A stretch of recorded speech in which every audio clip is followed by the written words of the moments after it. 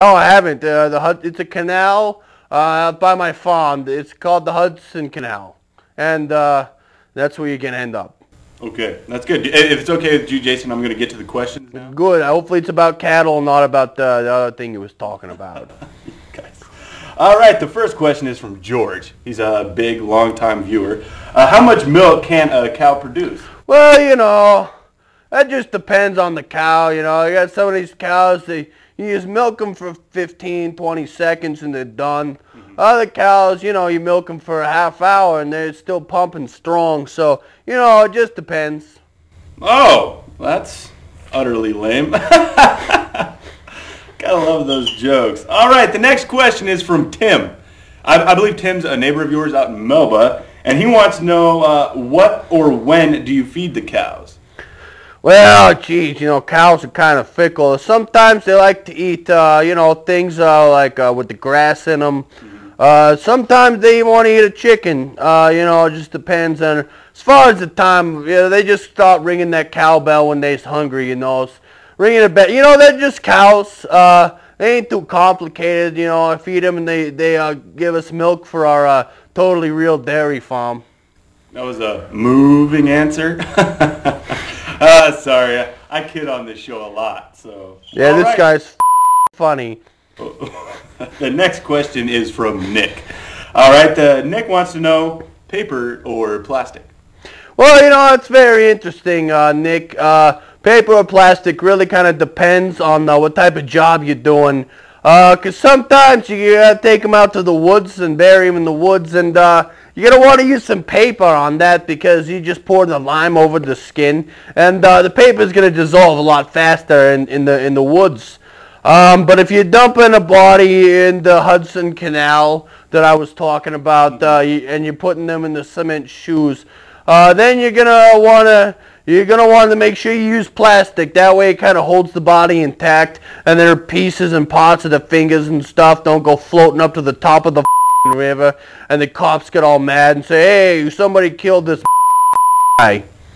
I'm going to have to ask you, please, to refrain from swearing on my program. We do have children who want to learn from mob snitches. We try to run an educational program, Mr. Smith. So if you could please refrain from that. Yeah, it's real educational when you find yourself with your tongue snipped out with some goddamn garden shears because you kept running your mouth about some guy who you had wrong. Because I'm not a snitch, I'm a dairy farmer. Okay, I understand that. I'm sorry, Mr. Smith. I didn't mean to offend you. But now back to that last question. What I want to know is when you dump the body wrapped in plastic into the Hudson Canal. You're right, just a canal. Doesn't it make it easier to identify the body, say a mayor, district attorney type of thing? What makes it easier? When it's wrapped in plastic. No, because you see what happens is the plastic doesn't preserve the body or anything. You see the water still, you punch a hole in it or something, the water still gets in there and it still decomposes at the same rate, maybe even faster because it's trapping all the gases from the body and it's kind of eating itself up a little faster that way.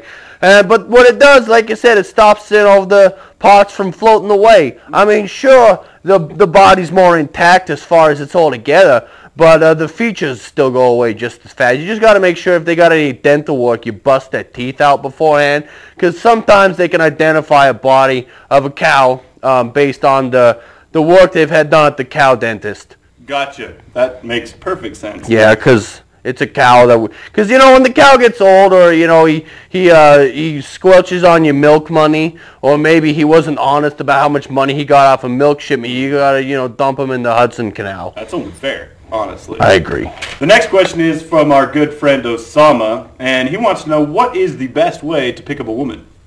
Well, that's pretty simple. I go to the bar in Melba there all the time. Sometimes I even go to girls and I'm like, hey, listen, baby, come here. I'm going to put this song on the jukebox here, and we're just going to dance for, 5-10 seconds until my feet get tired. Then we're going to go back to my house, and I'm going to drink a gallon of whiskey, and we're just going to go at it like a couple of crazy jackrabbits. And in the morning, you're just going to cook me some breakfast, and then you're getting your ass out of my house because I don't want to see you there past noon. And it works every time, I tell you. You just got to be forceful with those broads. You're a hopeless romantic. I am a hopeless romantic. Yeah, much like myself. that actually kind of brings me to my next question, Rod. This one's a personal question from Leonard Love. Have you ever been to federal prison? You know, I don't know why you call me Rod there. My name's Jason. You know, we've been through this before. I would never name anything else other than Jason Smith. I don't know what you're talking about. Federal prison? No, why would I go to federal prison for? Sure, when I was a kid, we used to ride our dirt bikes up and down the street and pester the cops. And one time we even let a couple mules loose in this hotel because it was funny. But, you know, I never done anything bad enough to go to prison because I'm a straight and narrow kind of cattle farmer. And if I ever was involved in anything like that, I know better. I'd punch their teeth out. They ain't going to get no dental records or fingerprints on me. They got nothing they can pin on me. I ain't going to prison. Not now, not ever. I never did. You know, there was a couple years in my life where I was vacationing. Yeah, that's right. I was vacationing. But previously you said you'd never been out of the state of Idaho. Because I have a rap sheet here for one Rod. Excuse me if I pronounce this. Yeah, there you go again with that Rod stuff. Rod. I told you. Jason Smith is my name, and I was just joking about the Jamaican vacation thing, because I ain't never been out of Idaho, and I ain't no snitch. Okay, I'll take. And my name is Jason Smith. I don't know. I ran your picture through this federal database. You know those? Yeah, there you go with the feds. They're always lying. Maybe you're one of them. You're trying to pin something down on Jason Smith. It ain't gonna happen. I only kill a cow if they short me on the milk, and that's it. All right. And I ain't never killed nobody. All right. Well, we'll be moving on here, Mr. Smith. Excuse me. But that's going to wrap it up for us today, Mr. Smith. So if you'd like to have any more questions for our next segment of Ask a Mob Snitch, please email us at happycoffeeunderpants.com. Thank you so much. And again, I am Leonard Love.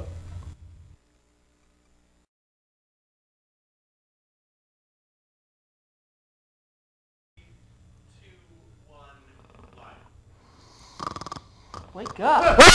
Whoa! I killed you, man. Whoa! Oh, hey! You said you weren't gonna kill me when I... Shit. Oh! Come on, man! Come on! What were you thinking? You said that was cheating. I killed you. I killed him. I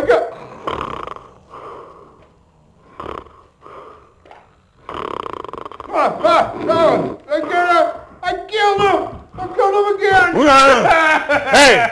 I killed you, man. What did I tell you about touching me when I'm sleeping? I killed you. There's no junk touching you. Huh? Whoa! Hey, did you touch me? I told you not to touch me ever again. My mom said you weren't gonna do that. I killed you.